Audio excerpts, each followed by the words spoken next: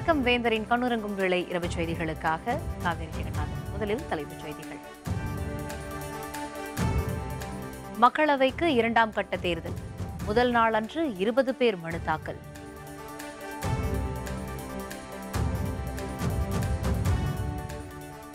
மதுரை, சேலம், திருச்சியில் metro rail சேவை. திமுக தேர்தல் அறிக்கையில் உறுதி.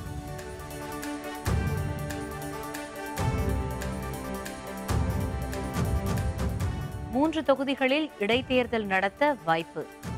திமுக வலியுறுத்தலே காரணமென கனிமொழி பேச்சு.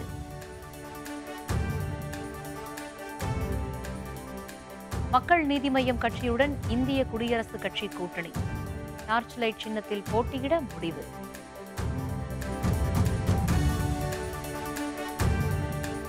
லோக்பால் அமைப்பின் தலைவராக நீதிபதி பினாக்கி சந்திரகோஷ் நியமனம். குடியரசுத் தலைவர் ராம்நாத் கோவிந்த் உத்தரவு. தமிழகத்தில் நடைபெறவுள்ள மக்களவைத் தேர்தலுக்கான மனு தாக்கல் இன்று தொடங்கியுள்ள நிலையில் முதல் நாளன்று சுயேட்சை வேட்பாளர்கள் 20 பேர் மனு தாக்கல் செய்துள்ளனர். 7 கட்டங்களாக நடைபெறவுள்ள மக்களவைத் தேர்தலில் இரண்டாவது கட்ட தேர்தல் தமிழ்நாடு, புதுச்சேரி உள்ளிட்ட 13 மாநிலங்களில் ஏப்ரல் 18ஆம் தேதி நடைபெறவுள்ளது. தமிழகம் மற்றும் புதுச்சேரியில் 40 மக்களவைத் தொகுதிகள் மற்றும் 18 சட்டப்பேரவை தொகுதி இடைத்தேர்தலுக்கான வேட்பு மனு தாக்கல் இன்று தொடங்கியது. இதற்கான வேட்பு மனுக்கள் அந்தந்த பகுதிகளில் உள்ள தேர்தல் நடத்தும் அலுவலர்களிடம் வழங்கப்படுகிறது. முதல் நாளான இன்று மக்களவைத் தேர்தலுக்கு தமிழகம் முழுவதும் 20 பேர் மனு தாக்கல் செய்துள்ளனர். சட்டப்பேரவை இடைத்தேர்தலை பொறுத்தவரை பெரம்பூர் மற்றும் திருவாரூர் தொகுதிகளில் போட்டியிட தலா ஒருவர் வீதம் சுயேட்சை வேட்பாளர்கள் 2 பேர் மனு தாக்கல் செய்துள்ளனர்.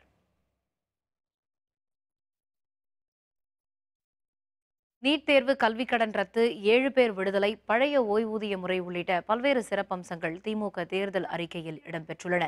திமுக தலைமையிலான மதசார்பற்ற முற்போக்கு கூட்டணியில் காங்கிரஸ், இந்திய ஜனநாயக கட்சி, மதிமுக, இந்திய கம்யூனிஸ்ட், மார்க்சிஸ்ட் கம்யூனிஸ்ட், விடுதலை சிறுத்தைகள், இந்திய யூனியன் முஸ்லீம் லீக், கொங்கு நாடு மக்கள் தேசிய கட்சி ஆகிய கட்சிகள் இடம்பெற்றுள்ளன.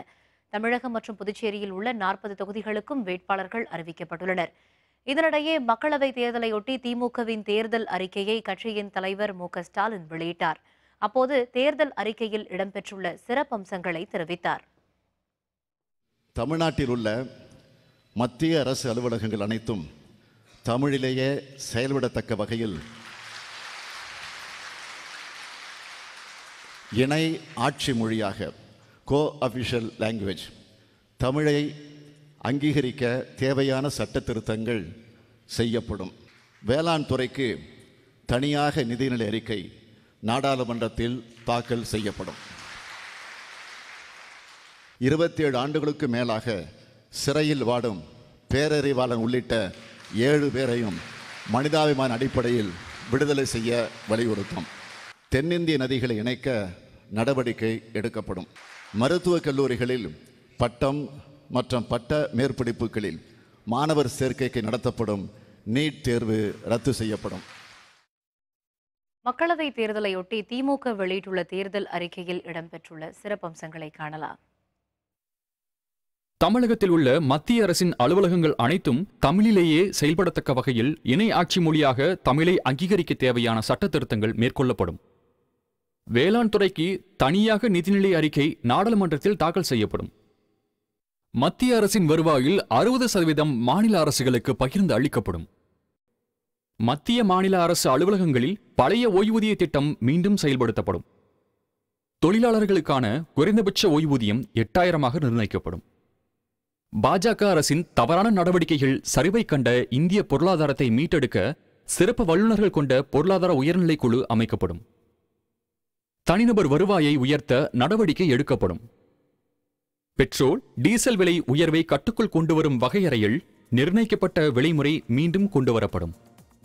மானியம் நேரடியாக வங்கியில் செலுத்தும் முறை திரும்ப பெறப்படும். சிலிண்டர் விலை குறைக்கப்படும். மருத்துவக் கல்லூரியில் பட்டம் மற்றும் பட்ட மேற்படிப்பு பயில்வதற்கு அவசியமான நீட் தேர்வு ரத்து செய்யப்படும். மாணவர்கள் பெற்றுள்ள கல்விக் கடன் முழுவதும் ரத்து செய்யப்படும். 10வது படித்திருக்கும் 1 கோடி பேர் சாலை பணியாளர்கள் பணிக்கு அமர்த்தப்படுவார்கள். 10வது படித்த 50 லட்சம் கிராம மக்களுக்கு மக்கள் நல பணியாளர்கள் பணி வழங்கப்படும். கிராமத்தில் வறுமை கோட்டிற்கு கீழ் வாழும் ஏழை குடும்ப பெண்கள் சிறுதொழில் தொடங்க 50,000 ரூபாய் வட்டியில்லா கடன் வழங்கப்படும். மதுரை, சேலம், திருச்சி உள்ளிட்ட நகரங்களில் மெட்ரோ ரயில் சேவை உருவாக்கப்படும். கஜா புயலால் பாதிக்கப்பட்ட பகுதிகளில் நிரந்தர வீடு கட்டித்தரப்படும். தமிழகத்தில் வசிக்கும் இலங்கை அகதிகளுக்கு தாமதமில்லாமல் இந்திய குடியுரிமை வழங்கப்படும். சமூக வலைதளங்களில் ஆபாச படங்களை அனுப்புவோர்களை தண்டிக்க தனிச்சட்டம் இயற்றப்படும். நியூட்ரினோ ஹைட்ரோ கார்பன் திட்டங்களுக்கு தடை விதிக்கப்படும். குறைந்தபட்ச வேலை நாட்களின் எண்ணிக்கை 150ஆக அதிகரிக்கப்படும். மாணவர்களுக்கு ரயிலிலும் இலவச பயணச் சலுகை வழங்கப்படும். சேது சமுத்திர திட்டம் செயல்படுத்தப்படும். தென்னிந்திய நதிகளை இணைக்க நடவடிக்கை எடுக்கப்படும். தூத்துக்குடி குலசேகரப்பட்டினம் அருகே 2வது ஏவுதளம் அமைக்கப்படும். பேரறிவாளன் உள்ளிட்ட 7 பேர் மனிதாபிமான அடிப்படையில் விடுதலை செய்ய நடவடிக்கை எடுக்கப்படும் போன்ற அம்சங்களை திமுக தேர்தல் அறிக்கையில் இடம்பெற்றுள்ளன.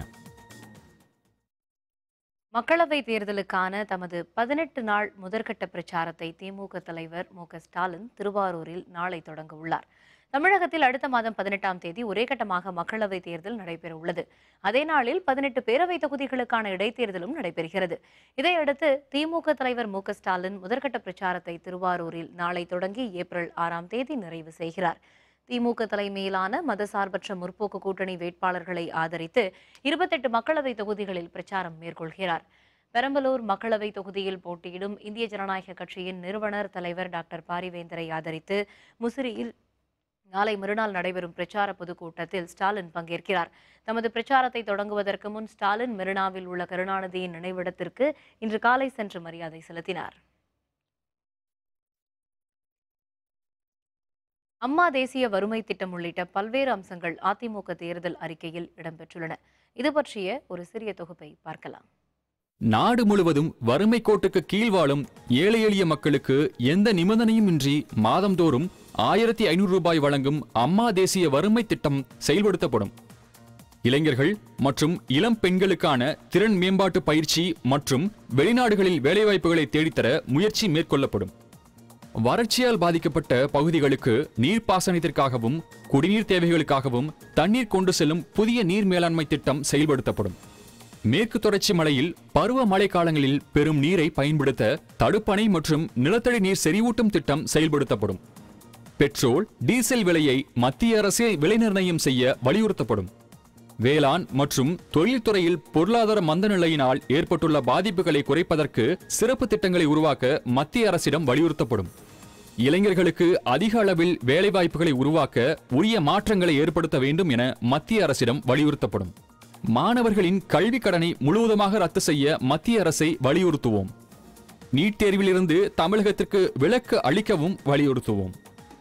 தமிழ்நாட்டின் அனைத்து குடும்ப அட்டைதாரர்களுக்கும் முழு அளவில் கோதுமை மற்றும் எண்ணெய் வழங்குவதற்கு மத்திய அரசிடம் வலியுறுத்தப்படும்.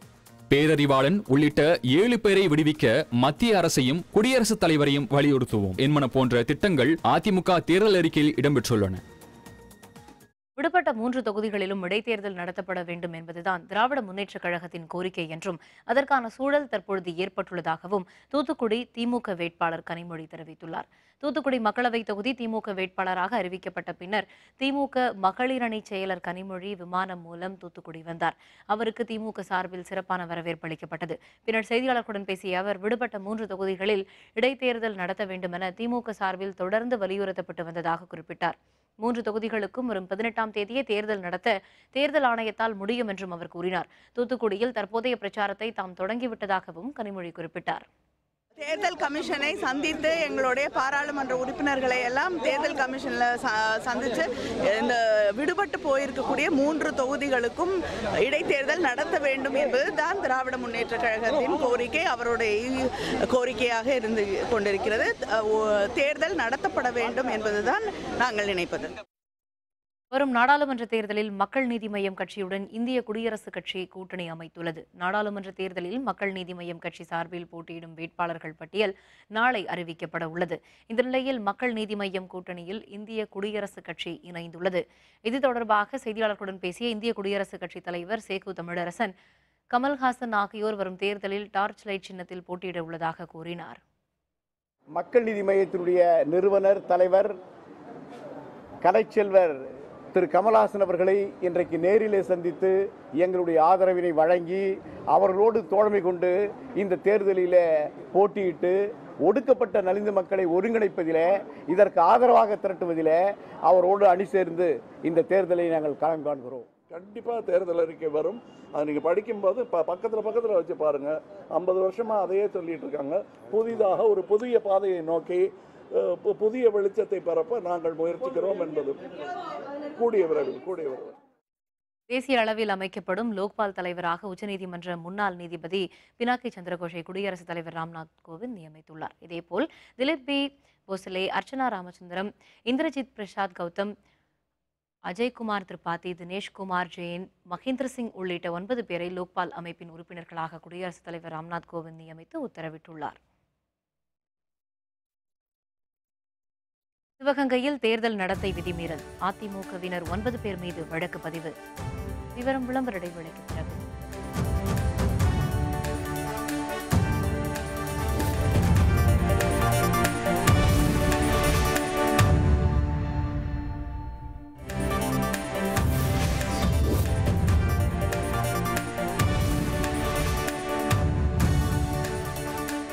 செய்திகள் தொடர்கின்றன. 5 ஆண்டுகளாக மத்தியிலும் மாநிலத்திலும் மக்கள் படும் துயரை ஒரே நாளில் மாற்றும் தேர்தலாக இந்த தேர்தல் அமையும் என கொங்குநாடு மக்கள் தேசிய கட்சியின் பொதுச் செயலர் ஈஸ்வரன் தெரிவித்துள்ளார். கோயம்புத்தூர் விமான நிலையத்தில் செய்தியாளர்களுடன் பேசிய அவர், ஆட்சியில் இருந்து செய்யாததை செய்வோம் என அதிமுக தேர்தல் அறிக்கையில் கூறுவது நகைப்புரிக்குரியது என்று கூறினார்.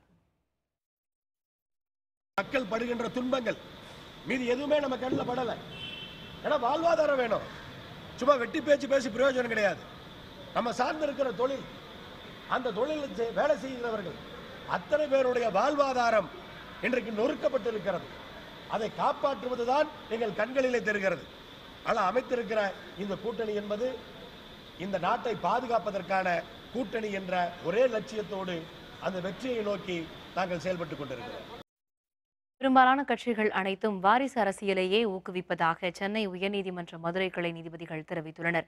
2011, 2016 ஆண்டு தேர்தல்கள் தொடர்பாக தேர்தல் அதிகாரிகளுக்கு வேட்புமனுக்களை பரிசீலனை செய்ய உரிய பயிற்சி அளிக்கவும், முறையாக நிரப்பப்படாத வேட்புமனுக்களை தள்ளுபடி செய்வது உள்ளிட்ட கோரிக்கைகளுடன் வழக்கு தாக்கல் செய்யப்பட்டது. இந்த வழக்கில் உரிய பதிலளிக்காத அரசியல் கட்சிகளுக்கு விதிக்கப்பட்ட 1 லட்சம் ரூபாய் அபராதத்தை திரும்பப் பெற நீதிபதிகள் மறுத்துவிட்டனர்.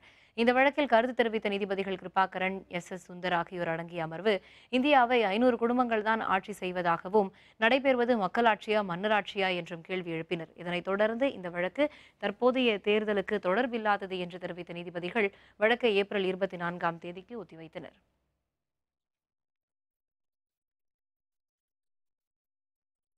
கிருஷ்ணகிரி மாவட்டத்தில் மக்களவை மற்றும் சட்டமன்ற இடைத்தேர்தல் நேர்மையாக நடைபெற அலுவலர்கள் ஒத்துழைப்பு தர வேண்டும் என்று மாவட்ட தேர்தல் செலவின பார்வையாளர் வேண்டுகோள் விடுத்துள்ளார்.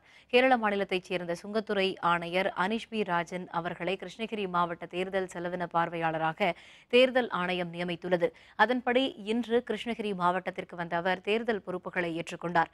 இதனைத் தொடர்ந்து மாவட்ட ஆட்சியர் பிரபாகர் தலைமையில் நடைபெற்ற ஆலோசனைக் கூட்டத்தில் அவர் கலந்து கொண்டார். இதில் உதவி செலவின கண்காணிப்பு குழு, கேமரா ஒளிப்பதிவு குழு, பறக்கும் படை அலுவலர்கள் ஆகியோரிடம் அவர் கலந்துரையாடினார். பின்னர் பேசிய அவர்கள், தேசிய தேர்தல் கட்டுப்பாட்டு மையத்திற்கு வரக்கூடிய புகார்கள் உடனடியாக சம்பந்தப்பட்ட தேர்தல் நடத்தும் குழுக்களுக்கு அனுப்பி வைத்து விசாரணை நடத்த நடவடிக்கை எடுக்கப்படும் என்று கூறினார். ஒட்டப்பிடாரம் சட்டப்பேரவை தொகுதியில் அதிமுக வெற்றி பெற்றதை எதிர்த்து புதிய தமிழகம் கட்சித் தலைவர் டாக்டர் கிருஷ்ணசாமி தொடர்ந்த வழக்கை திரும்பப் பெற்றுள்ளார். திருப்பரங்குன்றம், அரவக்குறிச்சி, ஒட்டப்பிடாரம் ஆகிய 3 தொகுதிகள் தொடர்பான வழக்குகள் நீதிமன்றத்தில் நிலுவையில் இருப்பதால் அந்த தொகுதிகளில் தேர்தல் நடத்துவது குறித்து அறிவிப்பை தேர்தல் ஆணையம் வெளியிடவில்லை. ஒட்டப்பிடாரம் தொகுதியில் கடந்த தேர்தலில் அதிமுக வெற்றி பெற்றது செல்லாது என அறிவிக்க கோரி புதிய தமிழகம் கட்சித் தலைவர் டாக்டர் கிருஷ்ணசாமி சென்னை உயர்நீதிமன்றத்தில் வழக்கு தொடர்ந்தார். இதனிடையே டாக்டர் கிருஷ்ணசாமி தமது வழக்கை இன்று வாபஸ் பெற்றதை ஏற்றுக்கொண்ட சென்னை உயர்நீதிமன்றம் வழக்கை முடித்து வைத்து உத்தரவிட்டது. இதுகுறித்து தேர்தல் ஆணையத்திற்கு உடனடியாக தெரிவிக்குமாறு பதிவுத்துறைக்கு நீதிமன்றம் உத்தரவிட்டது. சிவகங்கையில் தேர்தல் விதிமுறைகளை மீறியதாக அதிமுகவினர் 9 பேர் மீது வழக்கு பதிவு செய்யப்பட்டுள்ளது. சிவகங்கை அரண்மனை வாசலில் உள்ள எம்ஜிஆர் சிலையை மூடியிருந்த துணிகளை தேர்தல் விதிமுறைகளை மீறி அகற்றி அதிமுகவினர் மாலை அணிவித்தனர். இதுகுறித்து தேர்தல் அதிகாரிகள் கேட்டபோது அதிகாரிகளுடன் அதிமுகவினர் வாக்குவாதத்தில் ஈடுபட்டனர். இதனைத் தொடர்ந்து கிராம நிர்வாக அலுவலர் சுரேஷ் என்பவர் காவல்துறையினரிடம் புகார் அளித்தார். இந்த புகாரின் பேரில் மானாமதுரை அதிமுக வேட்பாளர் நாகராஜன், அமைச்சர் பாஸ்கரன், மாவட்ட செயலர் செந்தில்நாதன், நகர செயலர் ஆனந்தன் உள்ளிட்ட 9 அதிமுகவினர் மீது போலீசார் வழக்கு பதிவு செய்துள்ளனர். நதிநீர் இணைப்பு திட்டத்தை விரைவுபடுத்த நாடாளுமன்றத்தில் வலியுறுத்தப்படும் என்று திருநெல்வேலி மக்களவைத் தொகுதியின் திமுக வேட்பாளர் ஞானதிரவியம் தெரிவித்துள்ளார். திருநெல்வேலி மக்களவைத் தொகுதியில் திமுக சார்பில் போட்டியிட ஞானதிரவியம் வேட்பாளராக அறிவிக்கப்பட்டார். இதையடுத்து திருநெல்வேலியில் உள்ள தலைவர்கள் சிலைக்கு மாலை அணிவித்து மரியாதை செலுத்தினார். பின்னர் செய்தியாளர்களுடன் பேசிய அவர், இளைஞர்களுக்கு வேலைவாய்ப்பை உருவாக்கும் நோக்கத்தில் பிரச்சாரம் நடத்தப் போவதாக தெரிவித்தார். 100 நாட்கள் வேலைவாய்ப்பு திட்டத்தை 150 நாட்களாக உயர்த்த நாடாளுமன்றத்தில் குரல் கொடுப்பேன் என்றும் அவர் கூறினார். திருநெல்வேலி மாவட்டத்தில் படித்த இளைஞர்களுக்கு வேலைவாய்ப்பு உருவாக்கும் இந்தியாவில் வேலையில்லா திண்டாட்டம் திருநெல்வேலி மாவட்டத்தில் தான் அதிகம் உள்ளது. அதை செயல்படுத்துவதற்கு உறுதி கூறுகிறேன். 100 நாட்கள் வேலைவாய்ப்பு திட்டத்தில் மத்திய அரசிடம் வற்புறுத்தி 150 நாட்களாக ஆக்கி பெற்றுக் கொடுப்பேன். விழுப்புரத்தில் அரசு பேருந்தில் உரிய ஆவணமின்றி எடுத்துச் செல்லப்பட்ட 44 லட்சம் ரூபாயை தேர்தல் பறக்கும் படையினர் பறிமுதல் செய்தனர். விழுப்புரம் சென்னை புறவழிச்சாலையில் வாகன சோதனையில் ஈடுபட்ட பறக்கும் படையினர் சென்னையில் இருந்து சேலம் நோக்கி சென்ற அரசு பேருந்தில் சோதனை மேற்கொண்டனர். அதில் பயணம் செய்த பயணி ஒருவர் உரிய ஆவணமின்றி 44 லட்சம் ரூபாய் எடுத்து சென்றது கண்டுபிடிக்கப்பட்டது. உடனடியாக அவரை அழைத்து சென்ற பறக்கும் படையினர் மாவட்ட தேர்தல் நடத்தும் அலுவலரிடம் ஒப்படைத்தனர். அந்த பயணியிடம் நடத்தப்பட்ட விசாரணையில் அவர் தலைவாசல் பகுதியைச் சேர்ந்த அழகுவேல் பாபு என்பது தெரியவந்தது. உரிய ஆவணமின்றி எடுத்துச் செல்லப்பட்டதால் பணத்தை பறிமுதல் செய்த அதிகாரிகள் மாவட்ட கருவூலத்தில் ஒப்படைத்தனர். இதேபோல் தஞ்சாவூர் மாவட்டம் ஒரத்தநாடு அருகே நெய்வாசல் பகுதியில் தேர்தல் பறக்கும் படை அதிகாரிகள் நடத்திய வாகன சோதனையில் 1,80,000 ரூபாய் பணம் பறிமுதல் செய்யப்பட்டது. முறையான ஆவணங்கள் இல்லாததால் அந்த பணத்தை அதிகாரிகள் பறிமுதல் செய்தனர். அந்த பணம் ஒரத்தநாடு வட்டாட்சியர் அலுவலகத்தில் ஒப்படைக்கப்பட்டது. அதிமுக வேட்பாளர் அறிமுக கூட்டம், தேமுதிக பாமக புறக்கணிப்பு. விவரம் விளம்பர இடைவேளைக்கு பிறகு.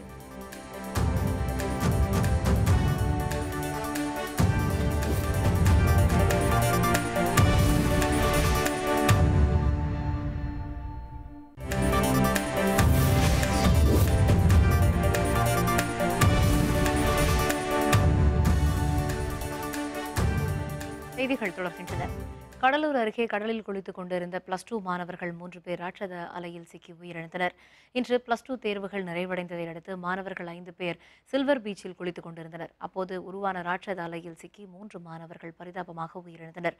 அலையில் இருந்து மீட்கப்பட்ட 2 மாணவர்களுக்கு சிகிச்சை அளிக்கப்பட்டு வருகிறது.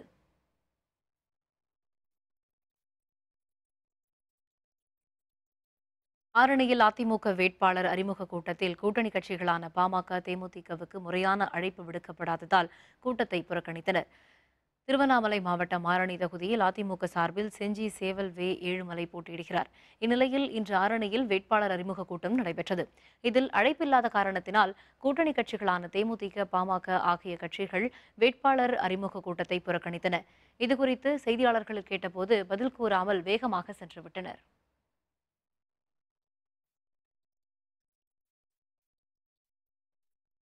வாக்களித்து என்னை வெற்றி பெற செய்ய வேண்டும் என்று உங்களுடைய பொற்பாதங்களை தொட்டு வணங்கி கேட்டு,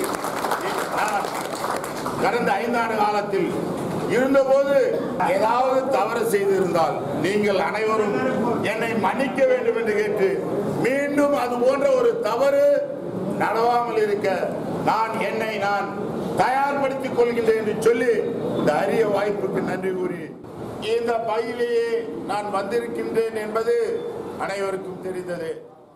தெரிந்தோ தெரியாமலோ முன்னதாக கூட்டத்தில் பேசிய செஞ்சி சேவல் ஏழுமலை, கடந்த 5 ஆண்டுகளில் ஏதாவது தவறு செய்திருந்தால் தன்னை மன்னித்து விடுமாறு பகிரங்கமாக அனைவரிடமும் மன்னிப்பு கோரினார்.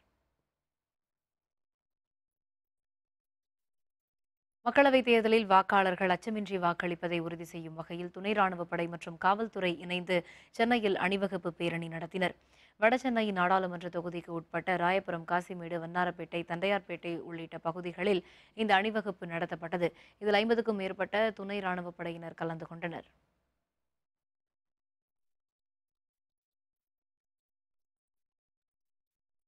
வேட்புமனு தாக்கல் தொடங்கிய முதல் நாளான இன்று புதுச்சேரி மக்களவை தொகுதியில் போட்டியிட மாற்றுத்திறனாளி ஒருவர் வேட்புமனு தாக்கல் செய்துள்ளார். புதுச்சேரி அருகே கூடப்பாக்கம் பகுதியைச் சேர்ந்த மாற்றுத்திறனாளியான அருணாச்சலம் எலக்ட்ரீஷியனாக பணியாற்றி வருகிறார். இவர் மாற்றுத்திறனாளிகளுக்கு அரசு வேலைவாய்ப்பில் 3% இடஒதுக்கீடு வழங்க வலியுறுத்தி அகில இந்திய மக்கள் கழகம் சார்பில் இன்று வேட்புமனு தாக்கல் செய்தார். இவர் ஏற்கனவே 2 சட்டப்பேரவை தேர்தல்கள், ஒரு மக்களவை தேர்தலில் சுயேட்சையாக போட்டியிட்டது குறிப்பிடத்தக்கது.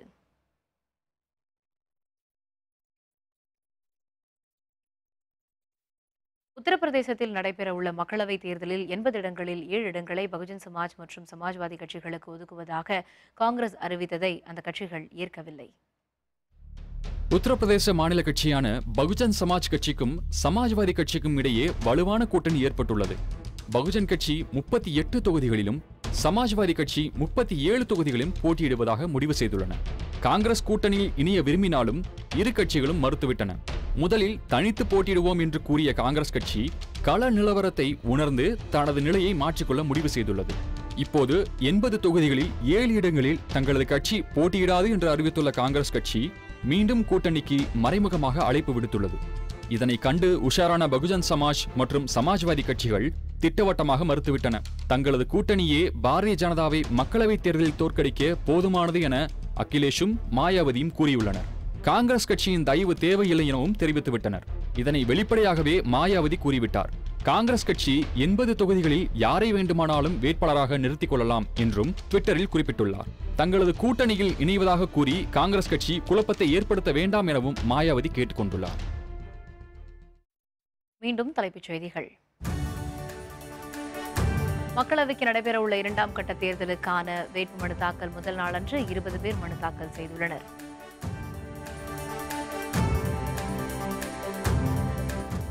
மதுரை, சேலம், திருச்சியில் மெட்ரோ ரயில் சேவை ஆரம்பிக்கப்படும் என திமுக தேர்தல் அறிக்கையில் தெரிவிக்கப்பட்டுள்ளது.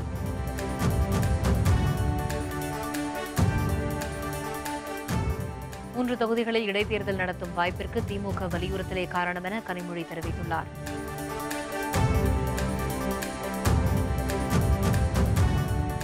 மக்கள் நீதி மய்யம் கட்சியுடன் இந்திய குடியரசுக் கட்சி கூட்டணி அமைத்து டார்ச் லைட் சின்னத்தில் போட்டியிட முடிவு செய்துள்ளது.